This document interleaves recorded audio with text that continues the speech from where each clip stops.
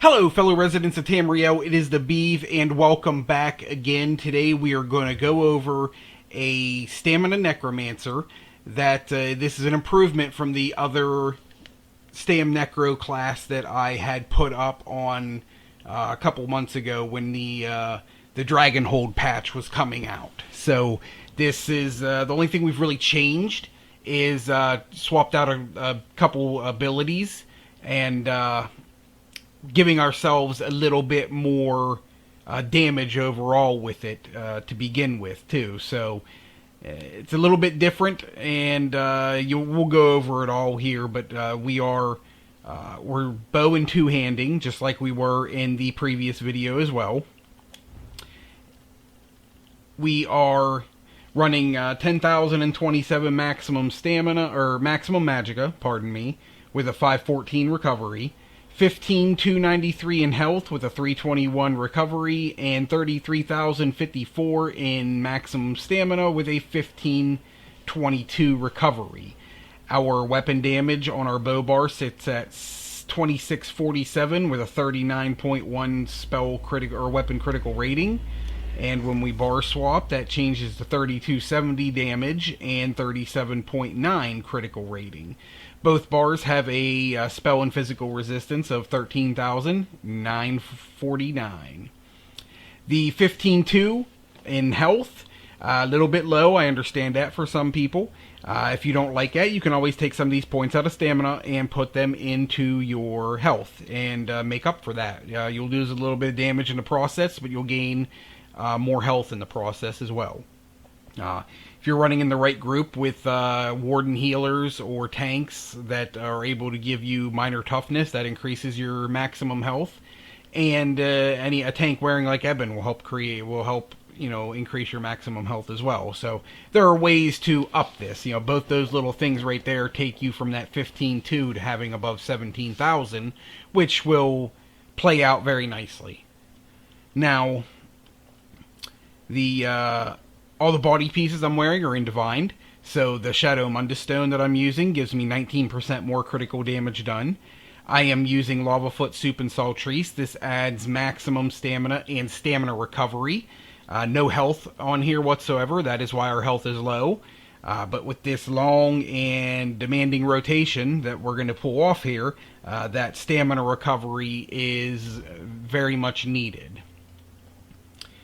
Champion point wise, in our green tree we got 40 in Warlord, we have 75 Tenacity, 75 Mooncalf, 72 in Tumbling, and 8 in Shadow Ward. I have the 72 in Tumbling because I dodge roll more than I block, so that's why I go this direction. These are all subjective, you can have them where you like them, honestly. In our red tree, 72 Ironclad, 26 Spell Shield, 26 Medium Armor Focus, 49 Hardy, 49 Elemental Defender, 48 Thick Skinned, and nothing in this tree over here. Once again, these are subjective as well, and they will be changed depending on different trials and whatnot. You might want to look up different CP allocations for certain vet trials to mitigate the best amount of damage that you can.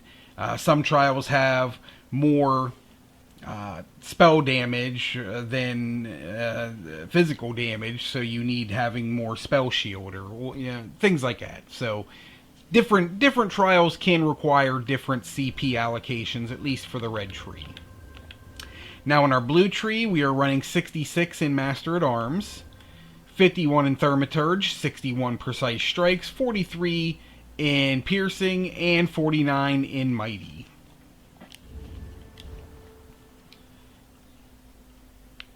Skills. We are using Endless Hail. Yes, this ticks for less damage than the Arrow Barrage, but it has a much longer uptime on it, which gives you the opportunity to stay on that back bar, that two-hand bar longer, and do some more direct damage attacks while you're on that two-hand bar, which you'll see when I go through this rotation. I set up this front bar to have a long uptime on the abilities I use on this so that I can really maximize my damage output on that two-hand bar with a lot of single target damages. So Endless Hail. I have my Skeletal Archer. This provides two different things. While this is active, I'm going to be getting a stamina increase of 200, recovery. A stamina recovery increase of 200. Excuse me. And I'm going to get penetration increase of 1500. Both of those are from the passives in our Necromancer class skills. I'm using Barb Trap. I am using Detonating Siphon. I am using Unraveling Boneyard. And my ultimate on this bar is the Pestilent Colossus. These two right here can be kind of flex slots for you. You can mainly have the Detonating Siphon here just for the 3% more damage done when slotted. This isn't a necessity. You can slot your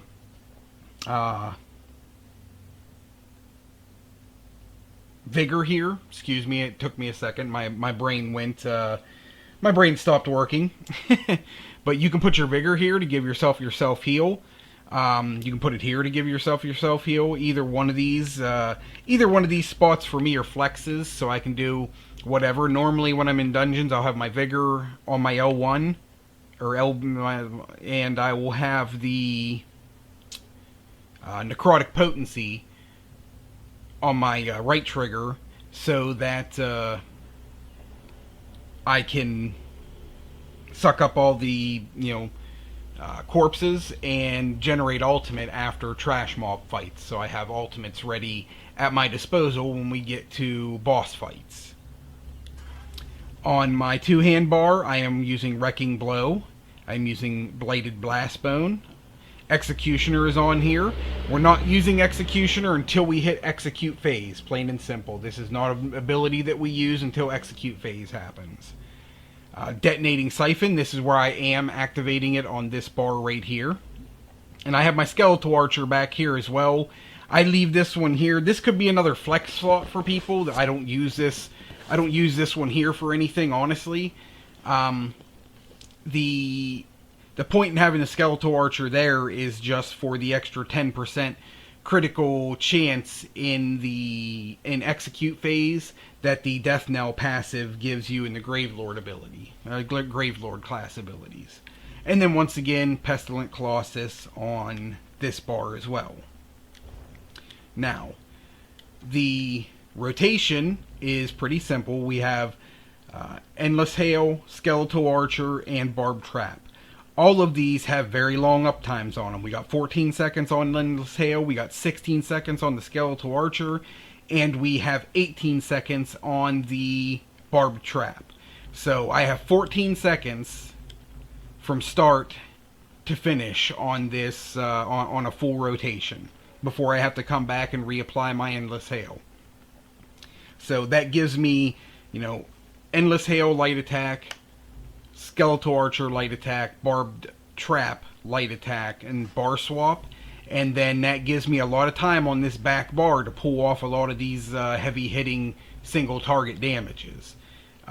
So my rotation ends up being something of sort of Endless Hail light attack, Skeletal Archer light attack, Barbed Trap light attack, bar swap, light attack Wrecking Blow, light attack Blastbone, light attack Wrecking Blow 2 times, then light attack Blastbone again, then light attack Wrecking Blow 2 times, then light attack Blastbone again, then light attack Wrecking Blow 2 times, and then light attack Detonating Siphon, bar swap, and start over.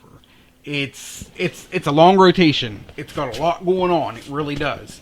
It's pretty static still in that sense too. Once you learn to get it down, this does huge amounts of damage.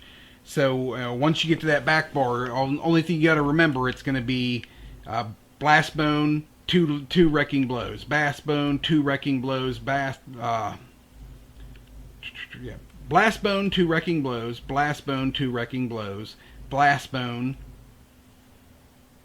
2 Wrecking Blows, and then Detonating Siphon. So it's a lot of wrecking blows and a lot of blast bones, but it works tremendously well.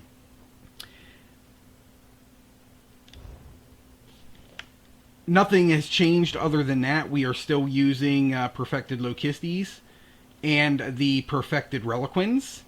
If you don't have Perfected on either of those, regular works just fine as well. You'll still get really good damage output with it. The jewelry, we have all 3 pieces in Bloodthirsty with weapon damage glyphs on all 3 of them. We have the 2-handed axe that we have a poison attached to. The poison is a double dot poison. It is very easy to make. It is Alkahest, Fleshfly Larva, Nirnroot, and Nightshade. That's how you make that poison that you attach to the battle axe.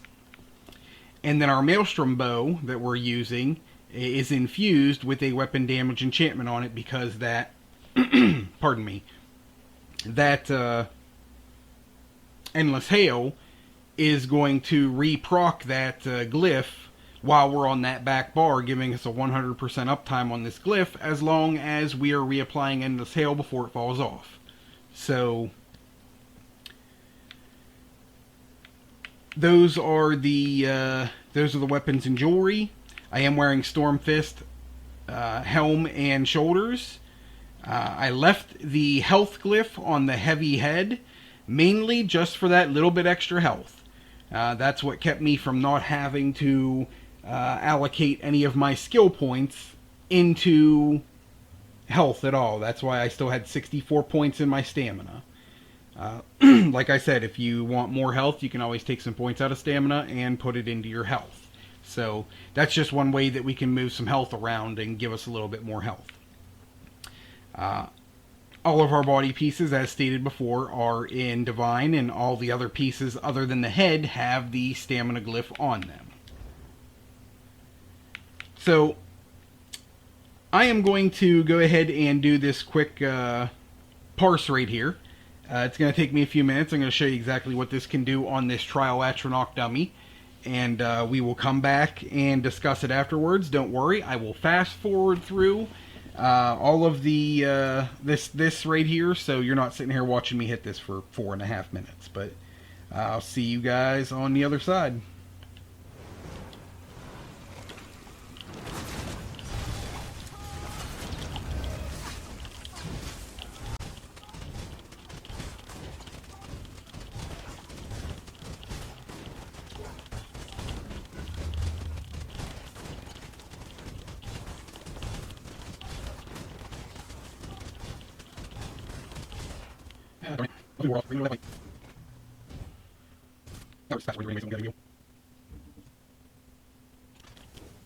Alright, try this again.